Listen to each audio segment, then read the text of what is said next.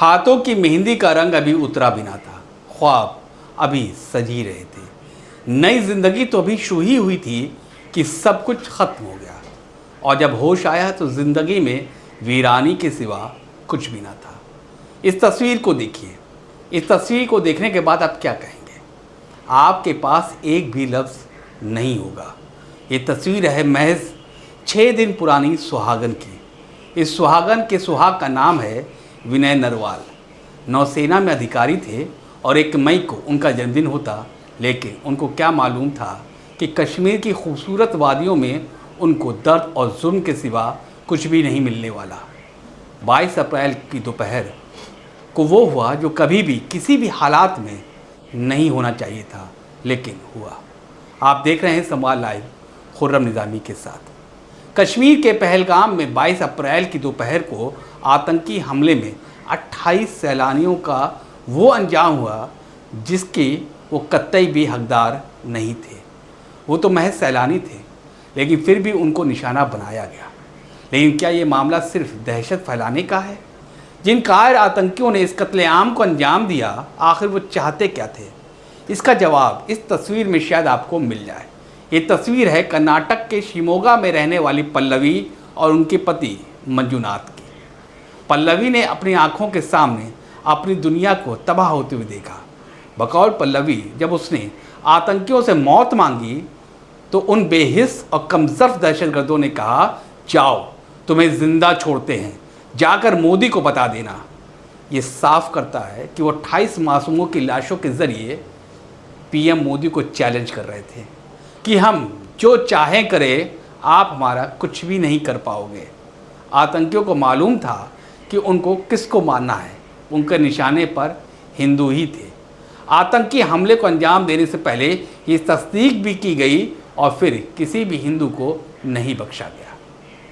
ये महज आतंकी हमला नहीं है, ये इंसानियत पर हमला है। बख्शे तो नहीं जाएंगे, लेकिन सवाल बहुत बड़ा है, आखिर सैलानियों पर ही इतना बड़ा हमला क्यों? हमने जब अतीत के पन्ने को पलटा तो पाया कि सैलानी भी आतंकियों के निशाने पर आते रहे हैं। 1-2 अगस्त 2000 आतंकवादियों ने कश्मीर के अनंतनाग और जम्मू रीजन के डोडा जिले में अमरनाथ यात्रा पर जा रहे श्रद्धालुओं को निशाना बनाया। 1 अगस्त को हुए 5 हमलों में करीब 100 लोगों की जान गई।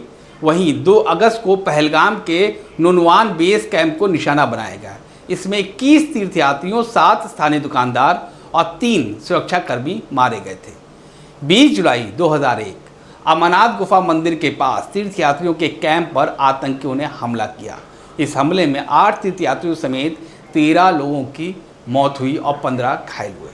मरने वालों में 3 स्थानीय नागरिक और सुरक्षा बलों के 2 जवान भी शामिल थे।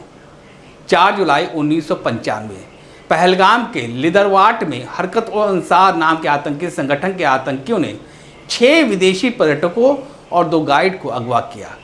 अगवा किए गए पर्यटक अमेरिका, ब्रिटेन, नॉर्वे और जर्मनी के नागरिक थे। आतंकियों ने एक पर्यटक की हत्या भी कर दी थी।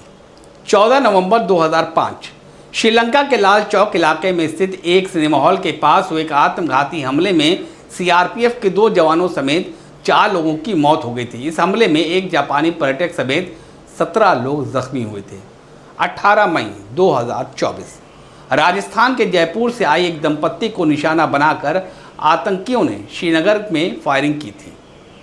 9 जून 2024 रियासी ज़िले में तीर्थयात्रियों से भरी बस पर अंधाधुंध फायरिंग की गई थी। इस आतंकी हमले में 9 लोगों की जान गई थी और 33 लोग घायल भी हुए थे। लेकिन इतनी बड़े तादाद में सैलानियों को कभी भी निशाना नहीं बनाया गया, और वो भी कश्मीर के इतने अंदर। जाहिर है भारत तो कतई खामोश बैठने वाला नहीं है। इस हमले के बाद पूरा भारत एक साथ खड़ा है।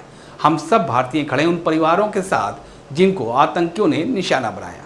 तो आप इन दुर्दांत आतंकियों और इनके खैर ख्वाहों के लिए क्या सज़ा तय करते हैं, ये कमेंट करके बताइएगा। फिलहाल हमें दीजिए इजाज़त, इस उम्मीद के साथ कि हमारी और आपकी मुलाकात दोबारा ऐसी किसी घटना का आधार ना बने।